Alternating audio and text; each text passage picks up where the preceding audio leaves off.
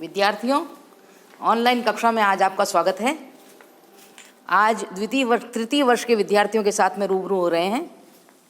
विद्यार्थियों, आपको ज्ञाति है तृतीय वर्ष का जो दूसरा प्रश्न पत्र है वो काव्यांग विवेचन और गद्य की विविध विधाओं का स्वरूप है। काव्यांग विवेचन का जहाँ तक प्रश्न है उसमें हमने काव्य के गुण को पढ़ा है। पहले काव्य के गुण जो नाम से ही पता चलता है कि काव्य की शोभा को बढ़ाते हैं, वो काव्य के गुण कहलाते हैं। और ऐसे ही काव्य के दोष जो काव्य का अपकर्ष करते हैं, काव्य रस का अपकर्ष करते हैं, वो काव्य के दोष कहे जाते हैं।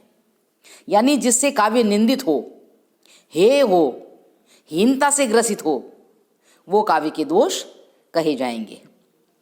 जैसे आचार्य दंडी है तो दंडी ने दोषों को जो है वो काव्य की विफलता का कारण बताया है। ऐसे ही आचार्य मम्मट जो हैं वो दोषों को जो है मुख्य अर्थ के विधायक मानते हैं। आचार्य भरतमुनि दोषों को विपर्यय मानते हैं और आचार्य वामन दोष को गुणों का विपर्यय मानते हैं। यानी मुख्य रूप से जो है दोषों से काव्य रस और काव्य का अर्थ, इन दोनों में बाधा पहुंचती है। जहां बाधा पहुंचे वो दोष कहे जाएंगे। दंडी के अनुसार दोषयुक्त वाणी कवि की जड़ता की परिचायक है।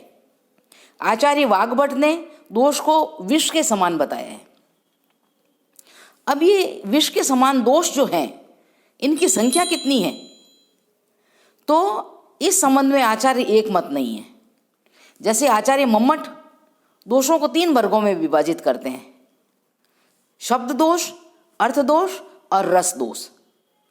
शब्द दोष वो हैं जो शब्दों के संबंध में हो, यानी शब्द और पद जहां महत्वपूर्ण हो।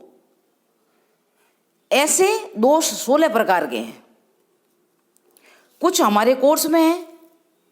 जैसे पहले है श्रुति कटुत्व दोष। तो श्रुति कटुत्व जो दोष है वो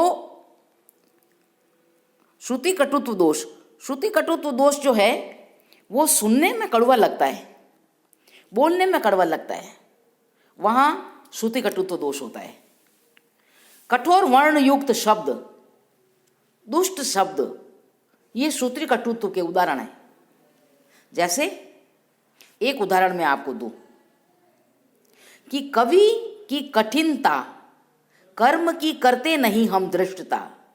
कवि के कठिनता कर्म की करते नहीं हम दृष्टता, पर क्या न विषयोत्कृष्टता करती विचारोत्कृष्टता। इन पंक्तियों में विषयोत्कृष्टता और विचारोत्कृष्टता ये श्रुति कटुता पैदा करते हैं। ये ट जो कठोर वर्ण से युक्त लंबे लंबे सामासिक शब्द है ना, वो कानों को और जीभ को बहुत कष्ट देते हैं। इसलिए श्रुति कटुत्व का दोष है। यहाँ पर श्रृंगार करुण कोमल भावों की अभिव्यंजना में ऐसे जो शब्द प्रयोग होते हैं ना, वो दोषपूर्ण माने जाते हैं। वहाँ तो कोमल कोमल शब्दों का प्रयोग होता है। ऐसे श्रुति कटुत्व वर्ण जो होते हैं वो कानों को कड़वे लगने वाले, वो श्रृंगार और करुण रसों में दोष माने जाते हैं। अब दूसरा जो दोष है वो अश्लीलत्व का दोष है। अश्लीलत्व नाम से ही पता है कि जहाँ अश्लील शब्दों का प्रयोग हो, अमंगल सूचक शब्दों का प्रयोग हो, घृणा प्रदर्शन करने वाले शब्दों का प्रयोग हो, तो वहाँ अश्लीलत्व दोष होता है। जिनसे लज्जा आए, हमें अमंगल सूचक हो, घृणा जैसे भाव पैदा करते हों, वहाँ ये दोष पाया जाता है, अश्लीलत्व दोष। जैसे एक उदाहरण है, जीमु तन दिन पितृगृहतीय पग यह गुरुदान। इसमें जीमु तन जो है वो जुगुप्सा पैदा करता है। पितृगृह कहते हैं पितृलोक को। अब पितृलोक तो कोई मंगल सूचक तो है नहीं, अमंगल सूचक है। और गुद राम शब्द जो है, गुद और राम, गुदा और राम, गुदा यानी गुप्तांग, जंगा, ये लज्जास्पद शब्द है। तो इन शब्दों का प्रयोग होने के कारण यहाँ पर अश्लीलत्व दोष है।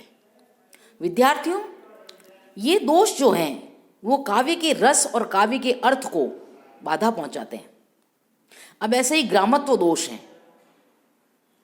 ग्रामत्व नाम से ही पता है, ग्रामीण शब्दों का प्रयोग, यानी आम बोलचाल का, लोक जीवन में प्रयुक्त होने वाले शब्दों का प्रयोग, जिसे शास्त्रीय शब्दावली में दोष माना जाता है, क्योंकि वो आम भाषा के शब्द नहीं होते।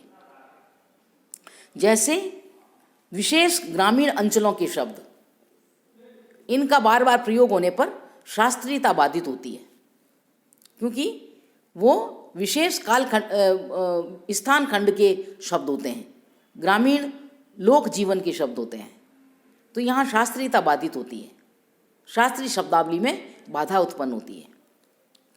जैसे धनु यह गौरवदायिन नहीं, अब यहाँ गौरवदायिन जो शब्द है, जिसका अर्थ है इंद्रधनुष, अब ये शब्द जो बुंदेलखंड के कुछ भागों में ही बोला जाता है, आम जीवन में बोलचाल में ये शब्द का प्रयोग नहीं होता। तो यहाँ पर विशेष अंचल के शब्दों का प्रयोग होने के कारण ग्रामत्व दोष माना जाएगा। तो विद्यार्थियों, आपने ये 3 दोष देखे अभी तक। 3 दोष जो शब्द दोष कहलाते हैं, श्रुति कटुत्व, अश्लीलत्व और ग्रामत्व। और इनके अलावा जो दोष हैं वो अपन अगली कक्षा के अंदर करेंगे। और वो दोष जो हैं, वो दोष हमारे काव्य की भाषा को अभिशप्त करते हैं। तो ऐसे दोषों का बार बार प्रयोग होने से काव्य के रस में और काव्य के अर्थ में बाधा पहुंचती है। तो आज हमने इन 3 दोषों के बारे में चर्चा की। आगे के दोष हम अगली कक्षा के अंदर करेंगे। आज इतना ही। धन्यवाद।